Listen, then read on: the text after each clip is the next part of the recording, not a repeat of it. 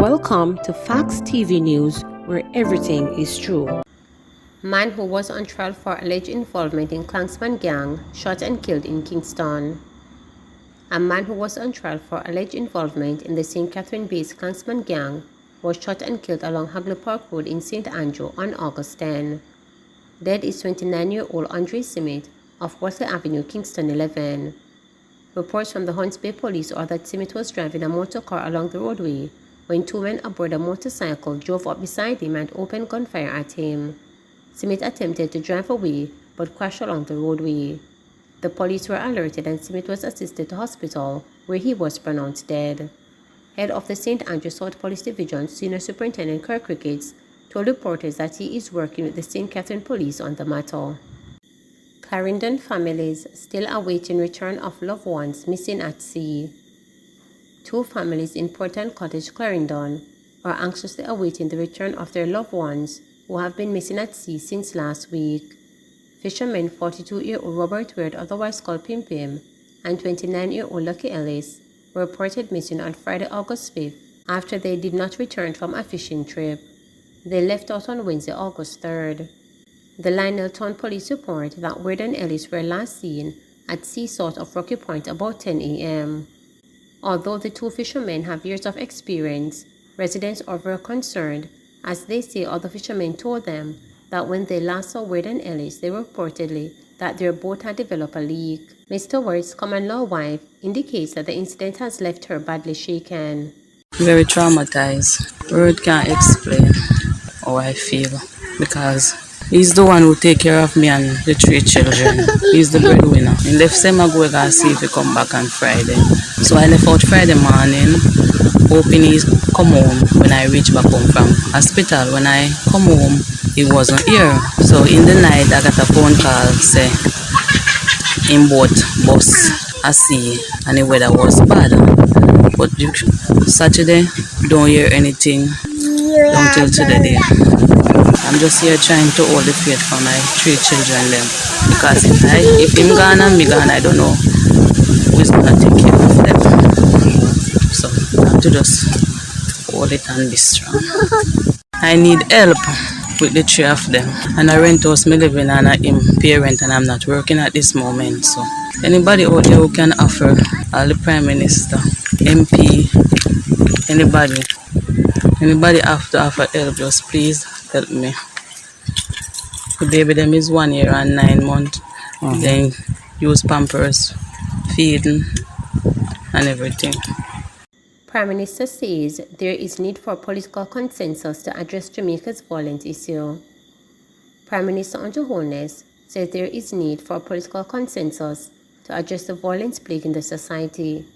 He says where violence is rift, this can be overcome if the leadership of the society is willing to come to a consensus on the issue. Mr. Holness says violence is creating an existential threat that could cause the society to collapse. According to him, the country has the capacity to deal with social violence in a meaningful way. He acknowledges that the government and opposition have not reached what he called genuine consensus on how to tackle crime. In a democracy, it's very difficult to make change unilaterally. In a democracy, you need consensus. And I must say that all the changes that we have made on violence, we will need a political consensus. In order for the political actors to put aside their interests, they will need to be confronted with the facts. On the crime issue, Peter, I think we need to spend a little bit more time in analyzing what are the factual situations so that the concerns you have, the concerns I have, can be truly analyzed. We haven't been able to get to political consensus. We are attempting it. We have a framework in place, we have CMOC, but we haven't reached genuine consensus on how to tackle crime. I'm hoping that having taken this approach, where we have asked an independent body who can analyze the data and say to the government, here is what needs to be done, and to the opposition as well, here is what needs to be done. I'm using this platform to say to our counterparts in the opposition that let us create a space in which the treatment of violence is not contested politically, that we share in the victory of overcoming violence. I think that's the message that I would want to use this launch and platform to say, because that is going to be a signal important achievement for the country, and it doesn't have to be anybody getting any political benefit off of it. It's just something that the nation needs to benefit from. Right? So let's get it done together. If we are able to treat with violence, then it will have an impact on crime. As the data is showing, violence creates the crime actors. And so you have to treat with the violence so that you have less persons prone to crime in the society. So yes, there will be a knock-on effect for that. The nation should understand that this is not going to be the flip of a switch. It is going to take time. There are still other elements of state violence that we need to treat with. We need to treat with state violence in our schools, whether it is between students and teachers or students and students, and we need to treat with state violence in our other institutions which hold citizens either as children home or prisons or other such entities. We have legislation in place, certainly for children's homes and for others in state care, but I think greater attention and enforcement is needed to ensure that violence coming from state actors are minimized. And I think that's a very important first step. Portmore residents assured that government will ensure Dyke Road is safe for use. Minister of Local Government Desmond McKenzie is assuring residents of Portmore St. Catherine that the government will do whatever is possible to ensure that the Dyke Road is safe for use. He was speaking to reporters while observing a major debushing exercise along the roadway on August 11. The Dyke Road has been the scene of a number of criminal activities in recent weeks. Last week, gunmen engaged the police in a shootout along the roadway. One of the alleged gunmen was fatally shot during the incident. Several firearms were also found in the highly vegetated area, which investigators claim was being used as a hideout for alleged criminals. Mr. McKenzie said the debushing exercise will help prevent criminal activities in the area. I am really disappointed that it took an issue involving death, maim, and the discovery of illegal weapons and hideouts for criminals.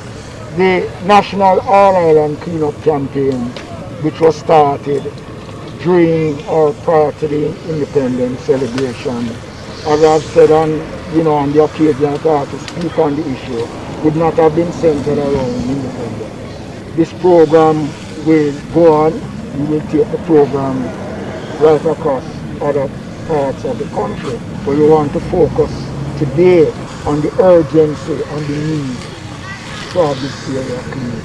The work is being coordinated by the National Solid Waste Management Authority, working closely with the Member of Parliament and the Council for the area. We will work to ensure that visibility is there, that persons who traverse this road will feel a little bit more safe and comfortable, knowing that some work is being done to protect lives and to protect property. I can only urge persons to understand and appreciate that while we are not going to be able to do all that is required, but based on the advice of the police and what the police is requesting, we are going to be working to ensure that we do what the police is asking of us.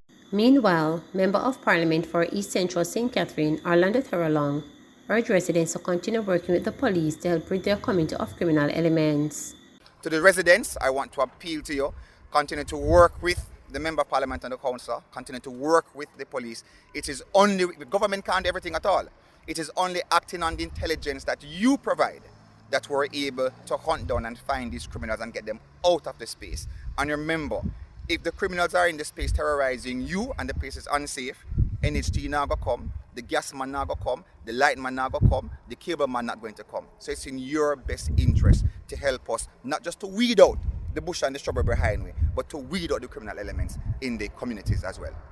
As it relates to community development, we're looking forward now to not just this cleanup right here, but also working with NHT to get proper low-income houses come into the space. We've had several discussions with certain key people at NHT, and we're hoping that those discussions will prove to be worthwhile. It is very difficult to police a space like Gulf and Mexico because it's a labyrinth of just zinc, zinc, zinc and bush. So of course, a proper development, proper housing conditions would also ensure that our children, they have that proper space to grow families, etc., and also for more business interests. In light of the heightened presence of, certain criminal factors in the community. I firstly want to congratulate the police officers. We've been working together for over a year now, trying to get some of these criminals out of the space and acting on good intelligence. You would have recorded that big fine last week, which was really a success. Certainly the residents in Gulf and Mexico, they haven't been able to sleep peacefully simply because of these elements. So acting on intelligence, the police would have removed certain weapons. CSEC to release preliminary results in regional exams on September 5th. The Caribbean Examinations Council CSEC says the preliminary release of results for its CSEC, Cape and secondary level competency exams will be made available to candidates on Monday, September 5th. Candidates can access their preliminary results online. It says regional ministries of education will receive the preliminary results on Thursday, September 1 to review and provide feedback as necessary in preparation for a joint meeting of ministries the following day. CSEC says it has been working to complete the marking and grading process for the timely release of the results. According to CSEC, in instances where requests for early release of results were made, preliminary results will be made available to universities at the same time as the Ministries of Education to facilitate the matriculation of candidates. Please remember to subscribe, like, share, and click the notification bell.